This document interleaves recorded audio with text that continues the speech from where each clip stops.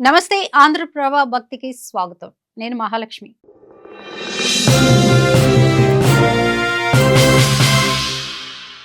సనాతన ధర్మంలో దేవతల దేవుడైన మహాదేవుణ్ణి సర్వోన్నత దేవుడిగా పూజిస్తారు. పార్వతీదేవితో కలిసి కైలాస పర్వతంపై నివసిస్తున్నందున శివుణ్ణి కైలాసపతి అని పిలుస్తారు. శివుడు లయకారకుడు కాబట్టి శ్మశానంలో ఉంటాడు. దహన సంస్కారాల స్థలంలో నివసించి బూడిదలో కప్పబడి దుఃఖిస్తున్న ఆత్మల ప్రార్థనలను స్వీకరిస్తాడు. తన కృపను ప్రసాదిస్తాడు కాబట్టి ఆయన్ను శ్మశాన నివాసి అని కూడా పిలుస్తారు. భక్తుల కోసం పరితపించే ఆ స్వామి పరమ సత్యాన్ని తెలియజేసేందుకు భూతనాథుడిగా మారి శ్మశాన వాసాన్ని ఎంచుకున్నాడనేది నమ్మకం. అయితే భారతదేశంలో 6 జ్యోతిర్లింగాలు ఉన్నాయి. ఇక్కడ భక్తులు జ్యోతిర్లింగాలను తాకకూడదని స్పష్టంగా తెలిపారు. మానవాళికి చాలా దగ్గరగా నివసించే దేవుణ్ణి మానవులు ఎందుకు తాకలేరు? ఇవి కేవలం పరిమితులా, లేదా దీని వెనుక ఏదైనా లోతైన కారణం ఉందా? ఇప్పుడు తెలుసుకుందాం. కాశీ విశ్వనాథ్ జ్యోతిర్లింగం. కాశీ విశ్వనాథ ఆలయం ప్రపంచంలోని పవిత్రమైన ఆలయాల్లో ఒకటిగా పరిగణిస్తారు.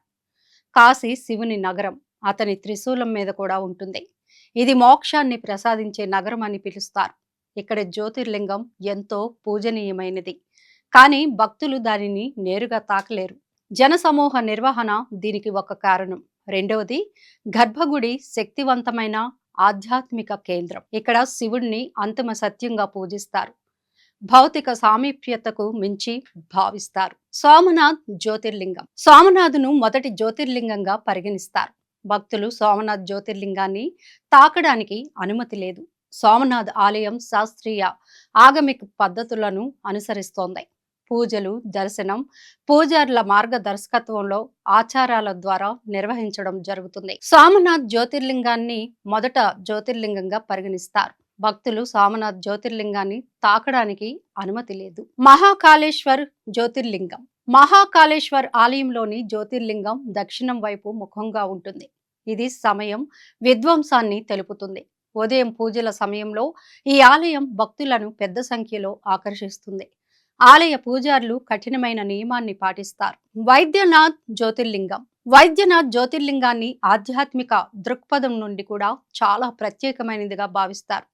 ఇక్కడ కూడా జ్యోతిర్లింగంతో శారీరక సంబంధం ఖచ్చితంగా పరిమితం చేస్తారు. కేదార్నాథ్ జ్యోతిర్లింగం. కేదార్నాథ్ ఎత్తైన హిమాలయాల మధ్య ఉంది. ఇది శివుణ్ణి అత్యంత శక్తివంతమైన తీర్థయాత్ర ప్రదేశాల్లో ఒకటి. కేదార్నాథ్ జ్యోతిర్లింగం అత్యంత పూజనీయమైంది. భక్తులు దీన్ని తాకడం నిషేధించారు. పూజారులు, పండితులు మాత్రమే దీన్ని తాకగలరు.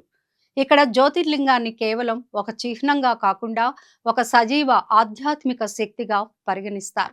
రామేశ్వరం జ్యోతిర్లింగం. రామేశ్వరం జ్యోతిర్లింగం రామాయణంతో లోతైన సంబంధాన్ని కలిగి ఉంది. ఈ ఆలయం పవిత్ర జల ఆచారాలకు ప్రసిద్ధి చెందింది.